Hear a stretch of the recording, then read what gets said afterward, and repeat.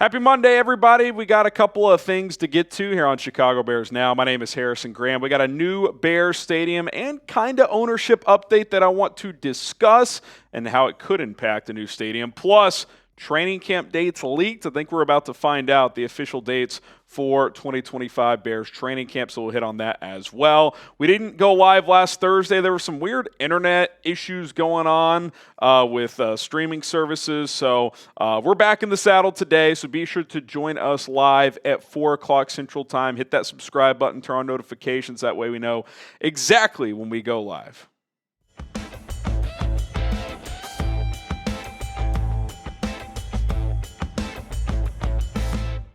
All right, let's jump into this stadium ownership storyline as the Bears are reportedly exploring the sale of minority interest in the franchise, which kind of sparked my brain a little bit with this ongoing stadium saga. Mike Florio via ProFootballTalk had some notes on this from the Bloomberg report saying, via Bloomberg News, the Bears are currently exploring the sale of the minority interest held by Andre McKenna Sr., who died in 2023.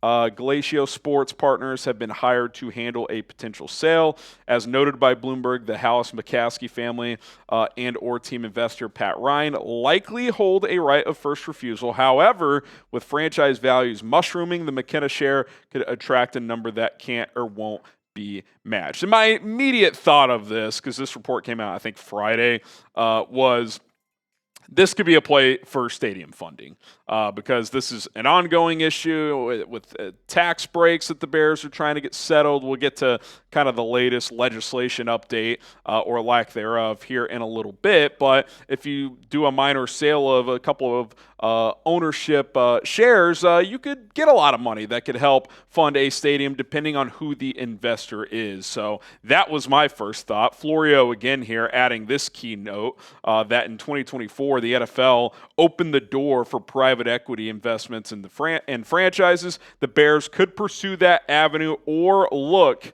for an individual to purchase the available equity. And look, you're going to see teams take advantage of this, especially smaller market teams that want to get more cash flow to spend. Like you look at a team like the Bengals, for example, who are have run into cash flow issues in the past. If you get 5 to 10% to private equity, becomes a lot easier to be to spend more, right? Free agency, more signing bonuses, all that stuff. The Bears at times have been cheap in the past. Now recently they've flexed their muscle, with the Ben Johnson paying, and they've been more aggressive in free agency and trades. But you could still see teams and potentially the Bears, especially with the stadium project that's going to cost billions of dollars, to maybe try to get a few extra $100 million. So let's break down the money a little bit. So Andre McKenna reportedly had around 2%. That was his share as a minority owner of the Bears. The Bears recently were valued at $6.4 billion per Forbes. Now, $6.4 billion, if that's the value, if they sold, I think they could get $7, $8, $9 billion because these franchises are only increasing in value because the NFL is booming and the cap keeps going up and the TV partners and contracts are increasing. So $6.4 billion, you wouldn't sell an NFL team for that flat of a rate. So I did quick math. 2% of $6.4 billion is $128 million. I believe that with the NFL and these teams increasing in value annually, you could probably sell that 2% for $150 to $200 million, maybe even more. That wouldn't surprise me. So what does that mean? Well, if you get the right investor who comes in and will throw $200 million at the franchise and say, hey, you can use part of that money for a stadium. Here's $100 million. That can make a difference and maybe jumpstart the process as you're trying to play this game of tax breaks and all of that stuff. Now, today's show is sponsored by Mando, the whole body deodorant. Products they have are absolutely fantastic. Couple of them right here. You got the deodorant wipes, the whole body deodorant stick here available for you guys as well. We've been telling you about Mando for a while, and they've got an awesome new deal going on right now as all of their products or 20% off site-wide for a limited time only if you use our code chat. And how about this?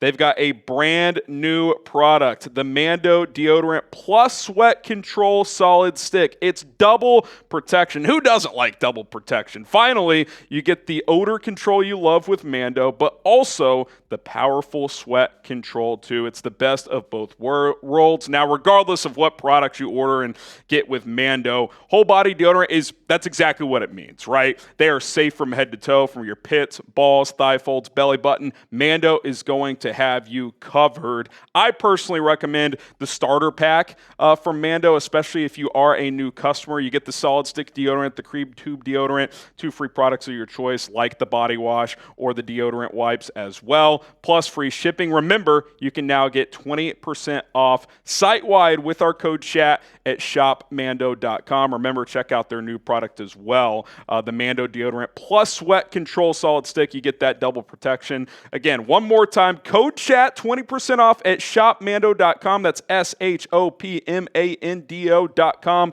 Tell them we sent you, us from Bears Now, with Deodorant Plus Sweat Control. Say goodbye to sweat stains and hello to long-lasting freshness. Okay, let's get to kind of the state stuff, the legislation. And again, I'm not an expert here, so, I'm reading the Tribune and these other articles, financial people who kind of know what's going on, political people with all of this stuff. And the recent legislation, which ended May 31st, June 1st, can't remember, but recently, ended without it didn't even get to a vote, but a bill that would have helped the Bears from a tax standpoint statewide to basically make it more local.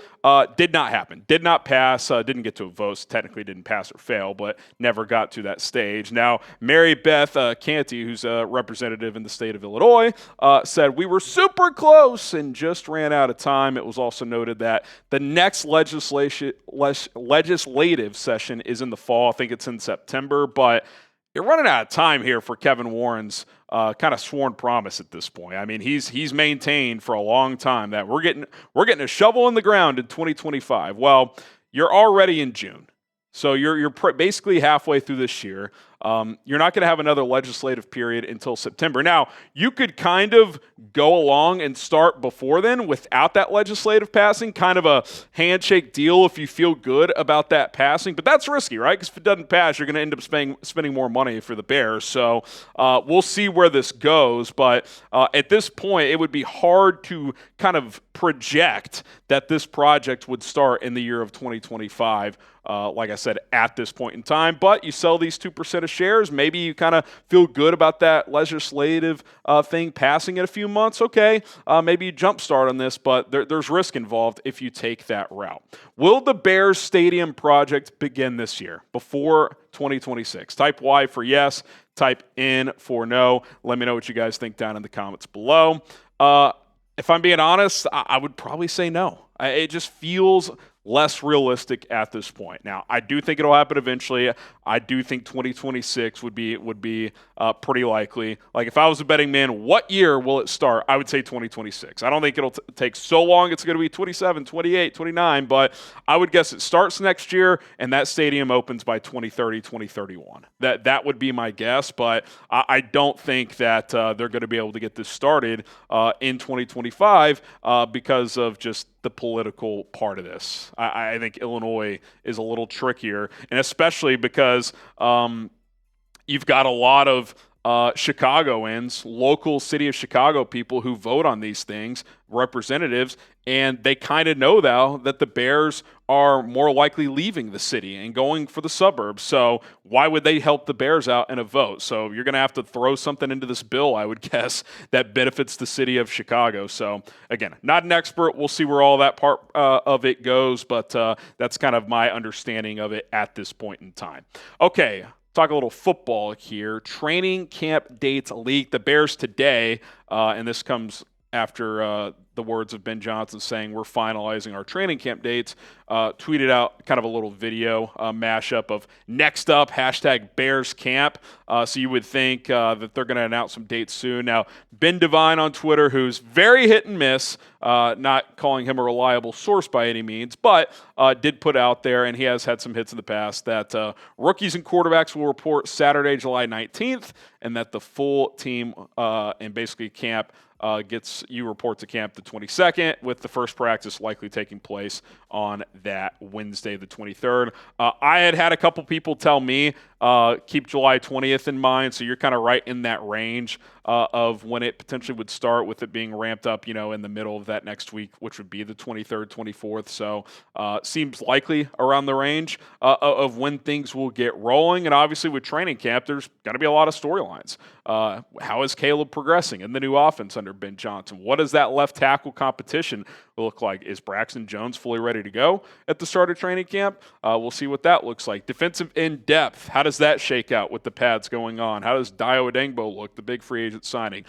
Who is that number 2 running back behind DeAndre Swift? Is it Roschon Johnson? Is it Kyle Monangai? Do the Bears sign or trade for someone? That remains to be seen. And then obviously the top 2 rookies playing catch-up, Luther Burden, Colston Loveland, as they missed basically the entire spring. Burden was there for rookie minicamp, but got banged up and did not participate in OTAs or mandatory minicamp. And obviously Colston Loveland still rehabbing that shoulder surgery. Both expected to be ready for training camp. So if they are, how quickly can they come along? If you are excited for training camp, type bear down. It can be a bear down in the comments section below. If you are hyped, and I know a lot of you guys will be out there, so that will certainly be a lot of fun. My name is Harrison Graham. Thanks to everybody for tuning in to this episode. Again, subscribe, turn on notifications, and join us this afternoon, 4 o'clock Central Time, for Bears Now Live. We'll see you then. Bear down.